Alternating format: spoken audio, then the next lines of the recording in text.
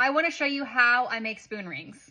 So you can use whatever spoons you want. Mostly I work with silver plated just because that's like what I find. Stainless can be incredibly difficult to bend. It's just really, really hard. So silver plated and sterling are the easiest to turn into spoon rings. I cut all my silverware with 14-inch bolt cutters I got from the hardware store. It's an inexpensive way to cut through metal. It works really well. As you can see, like there's no issues cutting. Sometimes if it's super thick, you might have to like do a couple of passes, but if you're just cutting spoons, I don't have any issues. Now you're gonna have this sharp edge where it was just cut, and so you're going to need to sand that. You can use a Dremel to sand it. You can use a belt sander. Most of the time I just use sandpaper. I do rough sandpaper first, normally like 120 or 100, and then I do a finer grain sandpaper like a 400 or a 600 just to like polish it more. But you don't have to have any special equipment to sand silverware. You can literally just use sandpaper. So I've already sanded with the 120 and it's pretty smooth, but then my final sanding I'll do with the 600, and I'm literally just holding it in my hand and rotating it and sanding it on the sandpaper to get the final like smooth edge. This is my ring bender I use. I have it inside of a vise. You need to have it in a stable surface. You can drill it into like a work table, but I have mine in my vise. I use my vise for other things too. The exact one I have is from Amazon, but it's not on there anymore. There is several that are just like it, and I know I've heard that Pepe Tools has like the best, but it is very pricey.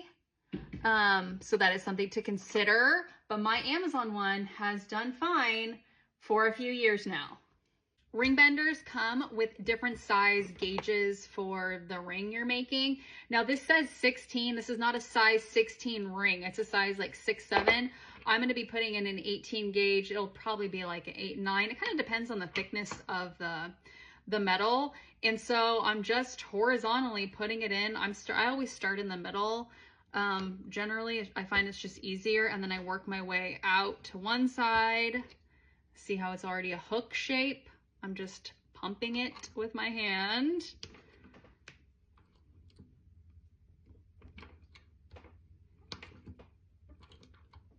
And you just keep working it into a circle. See how quickly it's coming together?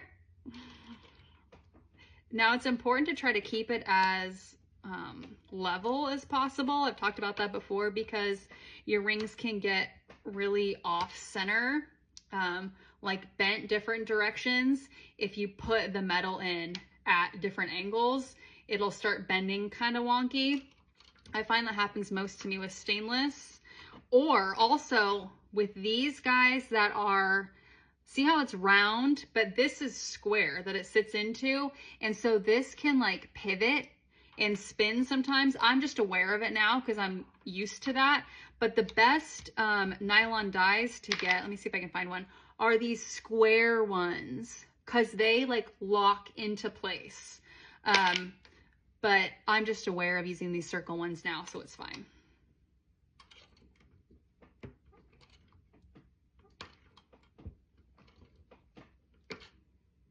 I am gonna go from an 18 to a 16, not changing the nylon die, because I like my spoon rings not to be bumped up end to end. I like there to be an overlap. And so I'm going to shrink it down a little bit on the inside so it overhangs it. It's just like an aesthetics thing. I think it just looks more finished. But you can do spoon rings however you want. And now it is, you can see it's like slightly off center. And so I'm just going to put it in the ring bender and hold it tight. Use my hammer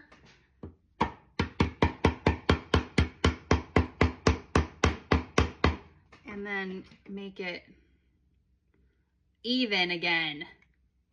So now the bending of the ring is done, and now I'm gonna polish it. You can polish the spoons before you bend them. I always do it after, just in case it snaps. Sometimes the spoons break, sometimes it just won't work out the way you want it to, so you're not gonna keep it.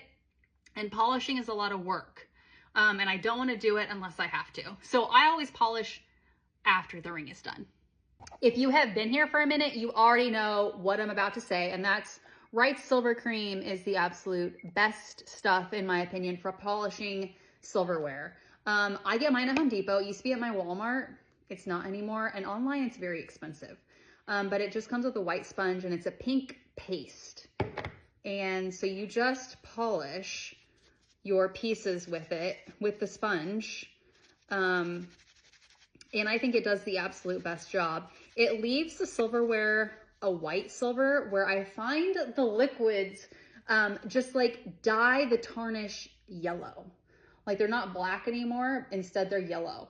And silverware is like a white silver, and I really, really hate the liquids. You do have to use some elbow grease with the Wright Silver Cream and put some effort into it, but by far, I think it works the best. Let me show you.